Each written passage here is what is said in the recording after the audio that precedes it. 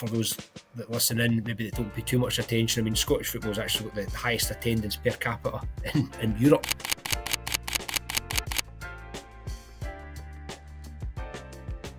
I'm sure there's many more out there across the world, not just in the UK, America, etc., who would look at this and think, what an exciting proposition.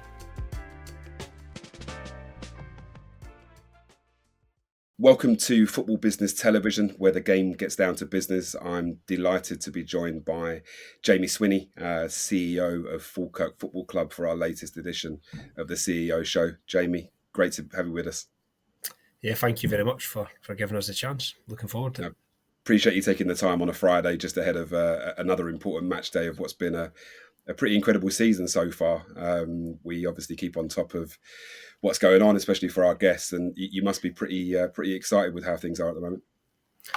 Yeah, absolutely. For a club that's not been in the top flight in Scotland for 15 years, the last Saturday we was game number 11. So in the Scottish Premiership, that was us obviously playing every other side within the league. So that was the first round of fixtures, and the only two teams that had won more games in that period have been Hearts and Celtic. Hearts are absolutely flying at the top of the league, and everybody knows about Celtic and how big a club they are. So to be sitting in joint third after that first round of fixtures is a fantastic start. I don't want to use old cliches, but clearly it is only a start. We have got a lot more games still to come, but at this point in the season, to be where we are is fantastic. Yeah, and we all know how important momentum is in football as well, and you've certainly got a bit of that at the moment. I guess the Hearts story, or where they are at the moment, is another really motivating factor, looking at clubs that might break that Celtic Rangers monopoly in Scotland. And I think as a neutral south of the border, it's really exciting to see clubs like Hearts and yourselves doing so well. Falkirk have been on a really interesting journey, certainly over the last few years. Can you give us a sense of where the club is today? We touched a little bit about where you are on the pitch. What about off the pitch? Yeah, I would. It'd be good if Netflix had got in touch with us 4 years ago, because I think we've got quite a good story to look back. So sure. Actually, I look at it similar to Sunderland. Actually, from an English point of view, Sunderland found themselves down the leagues in League One, which a club the size of Sunderland probably shouldn't be in English football, and they've obviously now got themselves back into the Premiership. We're not that. Our journey in Scottish football was quite similar. Falkirk are probably a club that's out with the top 5 or 6 clubs in Scotland. Falkirk's probably one of the next biggest. So I would say we're about 7th. In fact, our current season ticket base is the 7th highest in Scottish football. So we're around about that number, and we found ourselves 5 years in League One. So go back 4 years ago, we were entering our 5th year of League One football. We just finished. We went on to finish 6th in League One that year. So not even in the playoffs to go up. We lost 1.2 million. It was the worst season in the club's 146-year history. So that is as bad as it gets, I suppose. And that was my first year at the club. It was really, really difficult, incredibly difficult that year. But since then, you're right, we've been on a fantastic journey since then, which has included an invincible League One title 2 years after that, a back-to-back championship title, the first club to go back-to-back in the leagues, from League One to Championship to Scottish Premiership for about 20 years. Even Rangers didn't manage that when they were going down.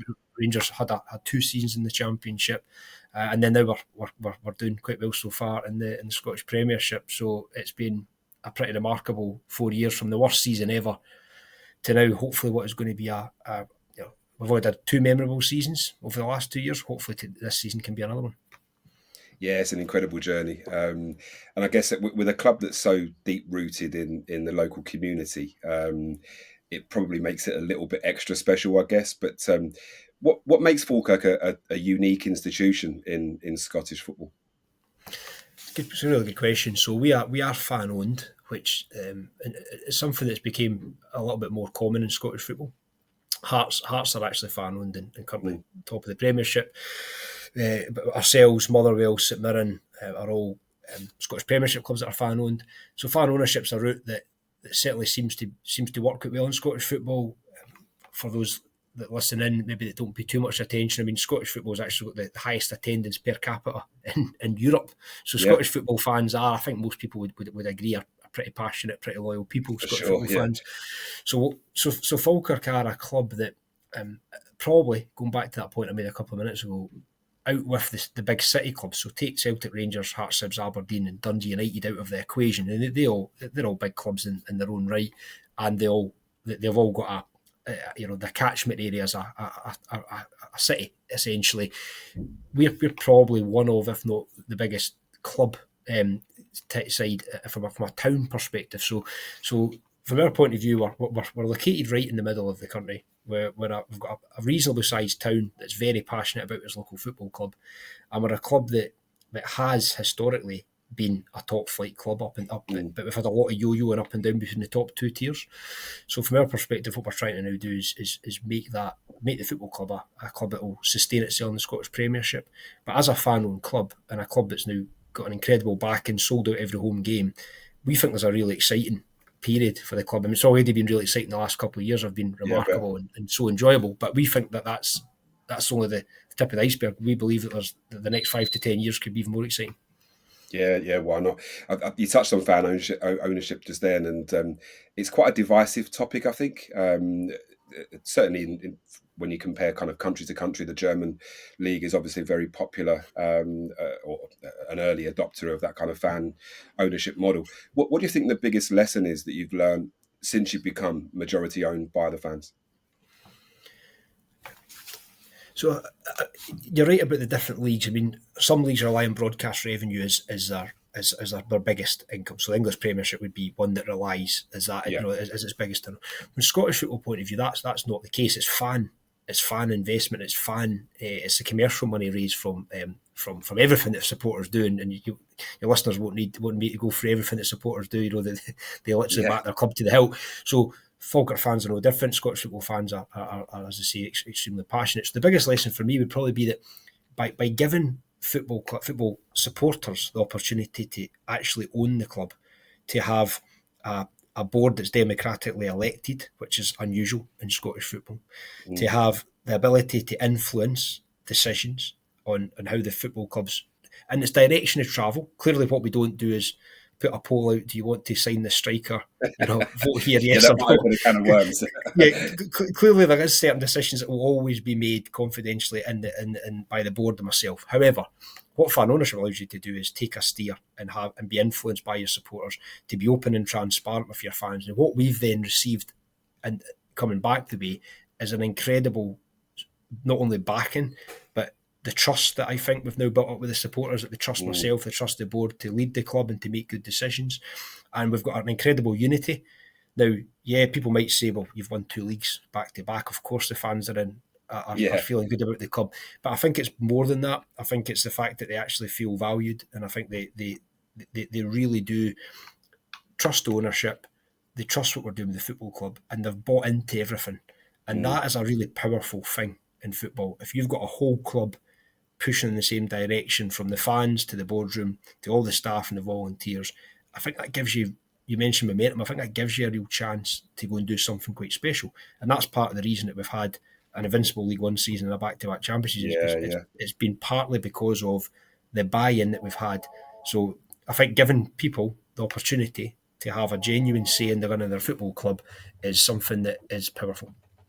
Yeah, I agree. I was in Miami at an event last year and speaking to a CEO of a German club that's predominantly fan-owned, and he made a really clever comment, I thought, at the time, which was fans have gone at his club from being the 12th man to being part of the starting 11. And I thought, actually, it's quite a cool way of looking at it, I think. And the fans probably feel the same, like you said. They really feel a solid part of the makeup and the foundation of the club and the vision for its future. How has it changed things for you, if it has, culturally within the club and the decision making? You mentioned that you wouldn't put a poll out based on transfers, and I'd probably say that was a safe thing to do. Does it affect the day-to-day running of the club? Is it more a case of you agree on a set plan and vision, and you're just left to execute that? How does that look on a day-to-day basis?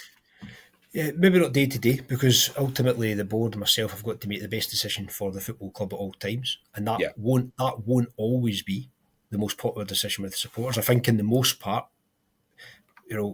as supporters ourselves, the board are all supporters. I grew up watching the club with my granddad, taking me to games. So I think there's a lot of alignment there already. But we still have to make decisions that are the best decision for the football club. So from time to time, that won't be a popular decision with the fans. What I would say though is that all the major decisions you make, we're always thinking about what the supporters would feel about this. Where possible, we'll canvass fans on decisions. If it's, for example, something.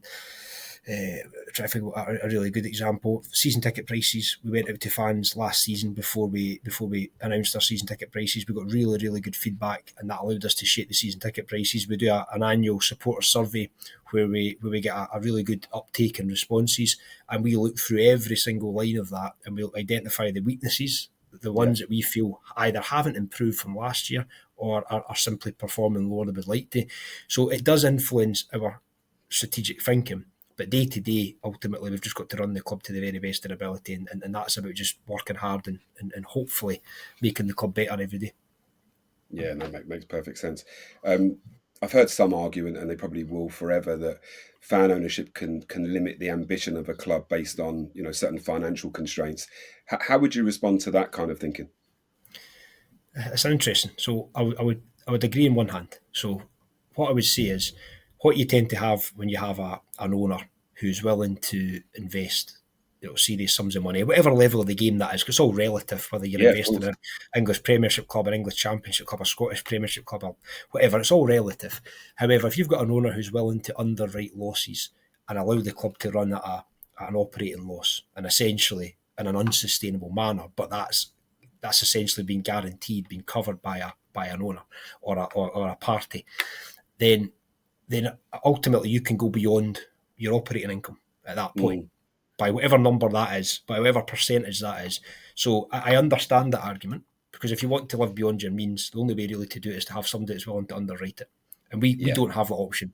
We can't just next year decide, right, we're going to throw an extra £1 million at the playing budget next year and just cross our fingers and hope that gets us into the top six and it all works out. Because if we don't do that, the club's got a serious problem. Whereas an owner could just say, well, I'm willing to take that risk.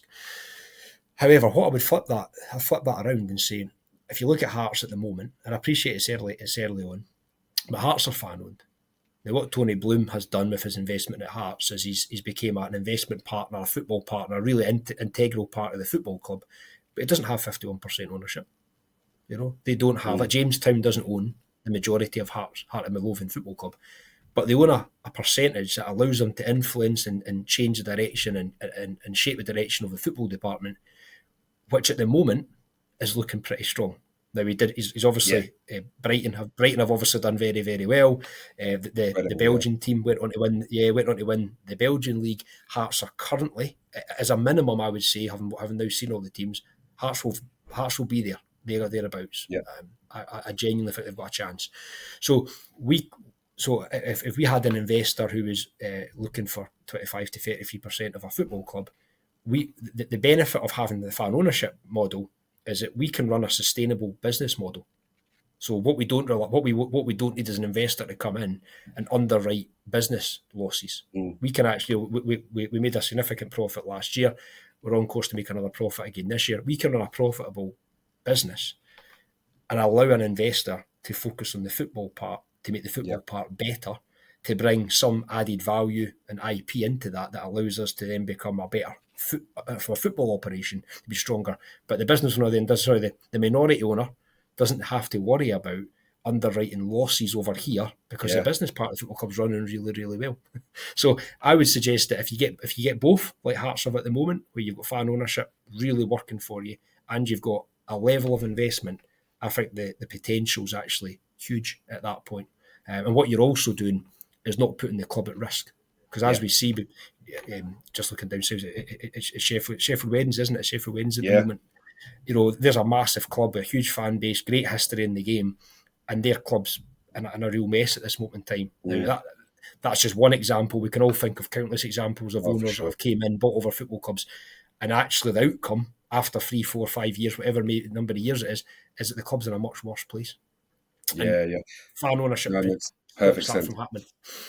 Yeah, for sure. You might have answered my next question, actually. So you've been quite open about looking or exploring the potential of a minority investor, whether that's an individual or a group. What's the vision behind bringing in external investors? Is it exactly what you just talked about there? Following the kind of Hearts model that's proving to be very successful very early on. To an extent, yes. I think what I would say is, of Hearts is very much a data analysis, as we know. That's what that's what Jamestown do. We're not necessarily saying that we need that. Mm-hmm. It may well be that there's another potential investor out there who would like to focus on that particular investment strategy. But where we feel we've got a fantastic opportunity is that to become in and be a football partner. Now, that could be a multi-club ownership. That could be part of a multi-club ownership model, and there's lots of them around, obviously. Yep. Again, a lot of your listeners will know that that's very common now in football. So there's that opportunity. But there's also opportunity for somebody to come in and say, I want to be involved in the football side of the club, and I want to invest in to help the club, for example, help the club develop its academy to become the best in Scotland. You could have an ambition to be the best developing club in the country with regards to developing young players. There's lots of ways that we could shape that investment. But from our point of view, what we feel that would allow us to do is accelerate our growth over the next few years, because we're doing really, really well without the investment. But if we get an injection of investment, we're not talking, like down south, you'd be talking multi-million pounds here. Ours are a much, much smaller number. But to be part of a really exciting Scottish football club, we think we've got a really unique and exciting offer that could do really well for us, but also could be really exciting for a minority investor who thinks 25 to 33% of Scottish football club would be exciting. Yeah, I think it would be. I think it's shifted a bit as well, hasn't it, the investment landscape in football clubs, because you're getting so many people now. Tony Bloom is probably one of the best examples of being involved as part of the journey, and being integral as to the shaping or reshaping of a direction of a club, and obviously done an incredible job at Brighton, now doing the same at Hearts and in Belgium. And I think that the days might be gone where people just go, I'm going to come and buy a football club because it gives me an immediate return. Well, actually, that's a myth in 99% of the cases anyway. Right? Yeah, if you're looking for a return, I think there's other ways you might want to invest your money if you're looking for a return. But one of the things that we've found actually is over the last couple of years, we've been inundated with interest. Now, we initially didn't. The club's never been put up for sale. We've never made that public.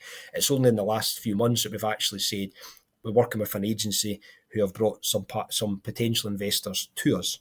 However, we've been pretty clear all along. We're looking for that minority ownership investment, and we are going to be extremely selective. So whereas other clubs maybe in the past, it's almost a bit of a fire sale, where a club's in a really bad place, and it's almost like to hand the keys to whoever's willing to flash a bit of money.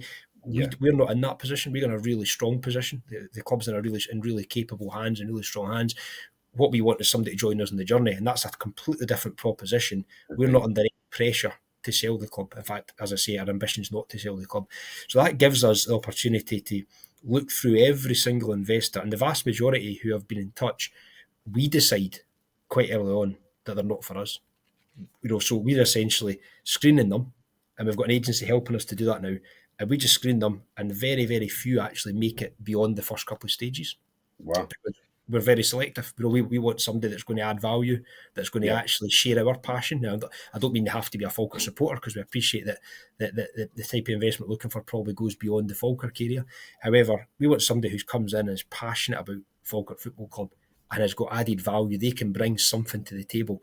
And Tony Bloom's, as I said, a great example of what can happen. But I'm sure there's many more out there across the world, not just in the UK, America, etc., who would look at this and think, what an exciting proposition. Yeah, I agree. As an old romantic, it's a sort of, if I had a few million stashed, I think we'd be probably having a conversation. What makes Falkirk an attractive proposition for a potential investor, maybe against clubs that are at a similar level, do you think?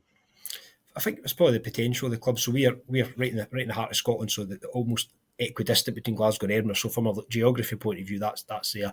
The fan base we've talked on, probably 7th highest in Scotland. I think that's another one. Our commercial numbers are very, very comparable and better than a lot of our similar sized clubs in terms of our season ticket base, our sponsorship, advertising, retail. We've also got a really unique opportunity. For those that don't know, and a lot of people won't know who listen to this, we don't have a fourth stand. So we're currently a 3-sided stadium. Now, it's a fantastic stadium. It looks great, but we are missing a stand. Now, the good news is we've got that land for 150 years. So we can develop a fourth stand. And we would love that opportunity to develop something really quite exciting over the other side, which would be not only complete the stadium. Primarily, we want to complete the stadium and increase the capacity of the stadium, but actually we want something that delivers a commercial return. So that could be even more attractive to an investor who sees the opportunity to develop something.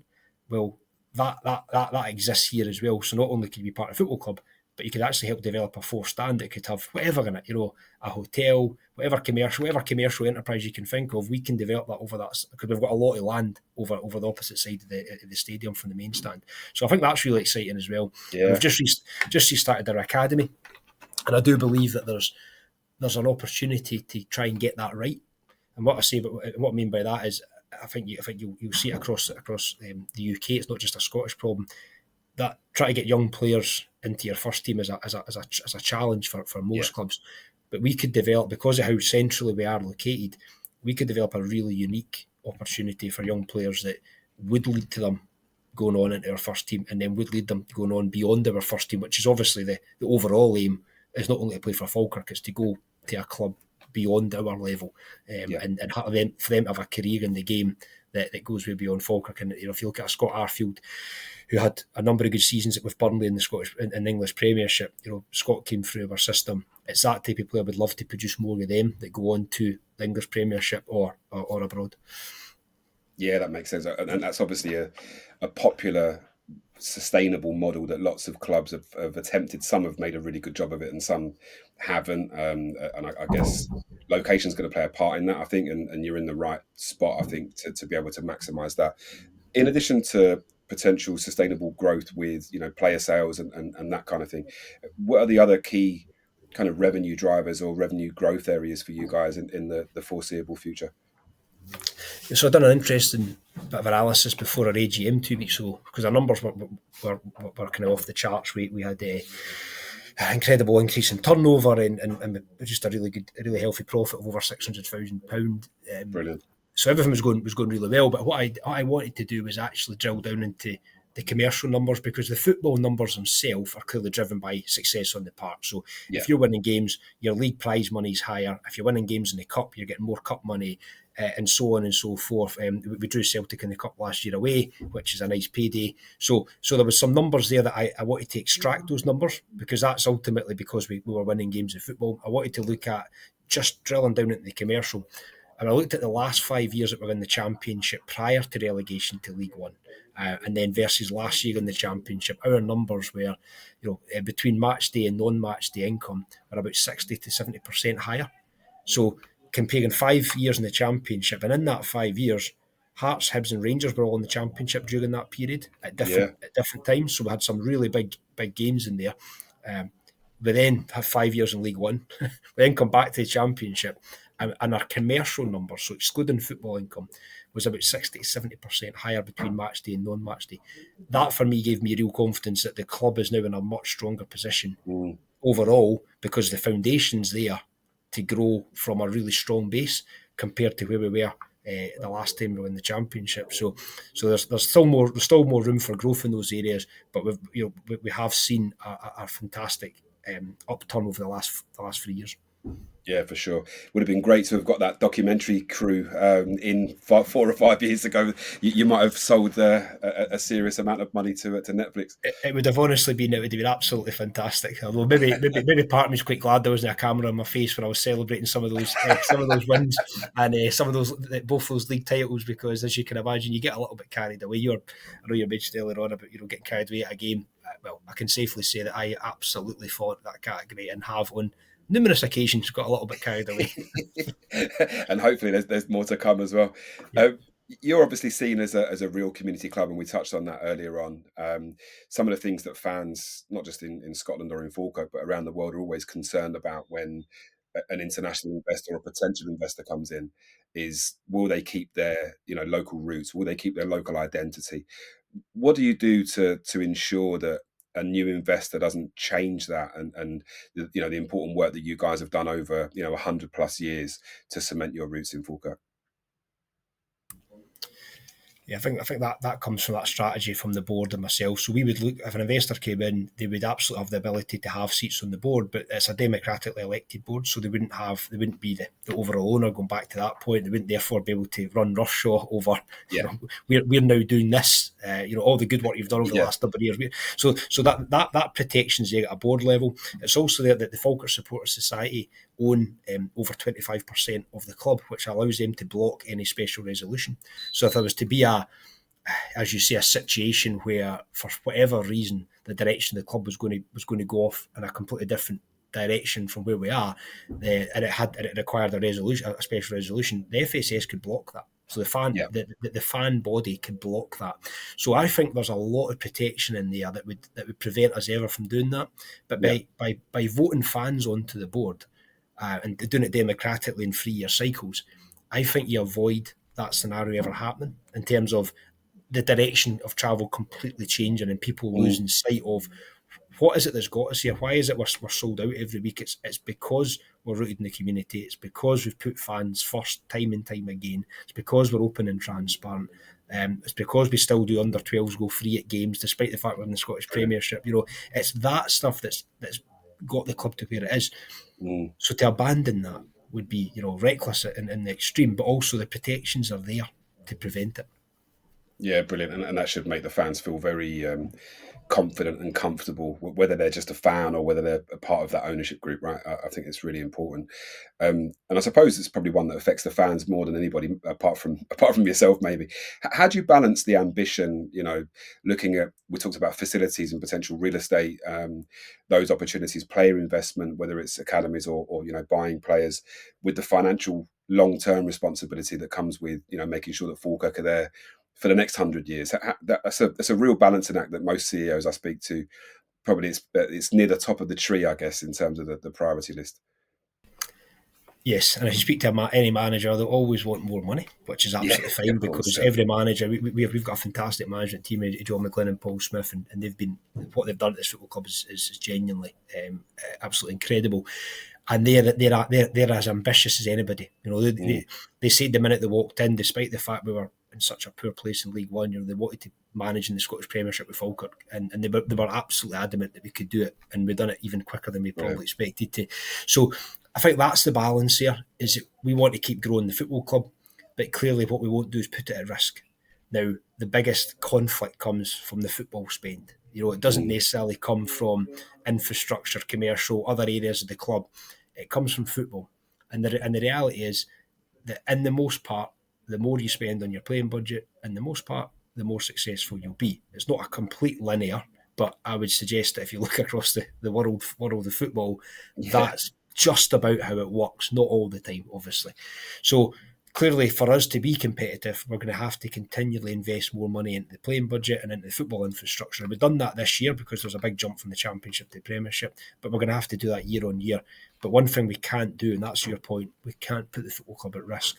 So there'll come times, and there has already been times where we have to say to the management team, we're unable to maybe do as much as we'd like to. However, what we've always done with our management team, we always said, if we start off with a budget, as the season progresses, if we are able to increase that, we will. And every year for the last 3 years, we've been able to, because the performance on the commercial side, the performance on the park has been such that we've been able to increase the budget to that allows you to then either, if you're still in a transfer window, allows you to obviously go and add more. It allows you to, if you're not in a transfer window, it allows you to go and extend contracts. We've been pretty proactive in extending contracts to keep assets at the club for longer. It allows us to look forward to January, to put money in a pot for January. So we consistently do that. And every time we're able to, we put more money back into the football department to allow the football department to grow. And that's not always in player. It's not always just in the player budget. FD will know there's a lot more to it than that. We've invested a bit more this year in terms of an analysis side. We've invested a lot more in recruitment this year. Everything from doing up the changing rooms to investing more into even just the quality of the meals that we provide.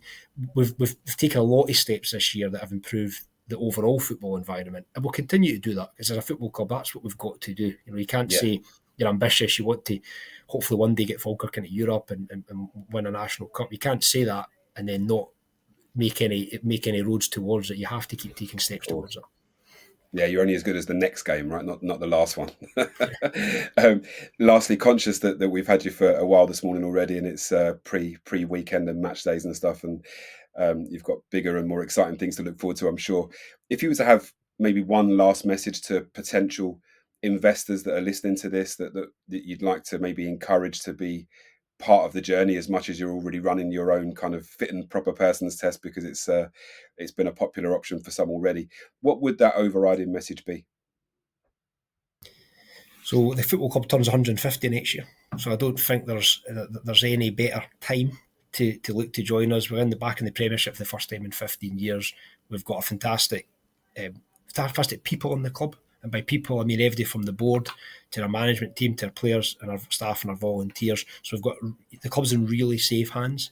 And unlike another football club where the first thing you've got to do is cover a loss, you come in and the first chunk of your money is you're going into a black hole. You just wave goodbye to it, yeah. Absolutely, that's not the case. The first penny you put in this football club is actually going in to make the football club better, and therefore I think that's really, really exciting. And I always go on to say about Scottish football as well. Scottish football, like quite rightly, the league will never ever be the best league in the world, right? We know that, but one thing you'll struggle to be better is the fans, the passion, the rivalries, the excitement, and the drama. That part's there. That part's there in abundance. And because you've got 5 teams out of 12 make it into Europe every year, actually getting to Europe, getting to cup finals, it's all possible. I turn 40 next year. I've been to see Falkirk in 3 cup finals in my life. I've been there, once at Ibrox with Hampden was getting redeveloped, twice at Hampden. Unfortunately, we've lost all 3 Scottish Cup finals. So the one thing I really, really want to do, if I could pick one thing in my career, it would be to actually be here when Falkirk lift a domestic trophy, and clearly the Scottish Cup and the League Cup would be the 2 most likely. So I think an investor coming in could help us achieve all of that, as well as develop a 4-stand and a fantastic academy. So we're certainly willing to listen, but there will be some quite a lot of scrutiny goes in coming back the way, as it should be. It's due diligence both ways. Absolutely understand that, but we do think it's a really exciting opportunity. No, good, and I really hope you do get to see the boys lift that trophy. That what a legacy that would be that you could cement for yourself, and I think that's what the overriding thing would be, right? The commercial stuff and the growth is all important, but I think we're all football people at heart, right? So seeing that silverware would be incredible. Yeah, I mean, even we were top of the championship for a long time last year, but the last 5 or 6 weeks of the season, we had a bit of a wobble, to say the least. If anybody looks at our last 7 or 8 fixtures, scores in the championship, they'll see that we had a few last minute defeats, a few last minute draws. It was we made it the most dramatic it could ever be. So after being 11 or 12 points clear, we actually won it on the last game of the season. But actually, standing up in that stand, seeing the celebration, seeing the emotion, feeling it myself, I was in tears myself. I could just overcame by emotion. But seeing that, it's as proud as you could ever be as seeing your football club go back to the top tier after 15 years in the wilderness, so to speak. So having seen that and felt that, the only thing that could top it would be standing at Hampden watching a Falkirk captain lift a Scottish Cup or a League Cup. That's the only thing that could top it, and I genuinely think we can do it. Yeah, no, I really hope you do. I can see you now, very American ownership style, walking around the centre circle with a big cigar with the trophy on your shoulder now. That's definitely not my style. It's definitely my style. But look, if a minority investor was to come and invest in Football Club, he or she can do that. By we're okay with that one. We'll put that in the contract for them. Yeah. Awesome, Jamie. It's been an absolute pleasure talking to you, and wish you all the best for the rest of the season. I did say to the guys that we really should do a kind of mini tour of Scotland over the next couple of months, and come and see you guys and enjoy a game there. That would be awesome. But for now, really appreciate you joining us. It's been an absolute pleasure. Thank you very much, and you're absolutely welcome. Come up and see what we've got to offer up here. Good man. Thanks a lot.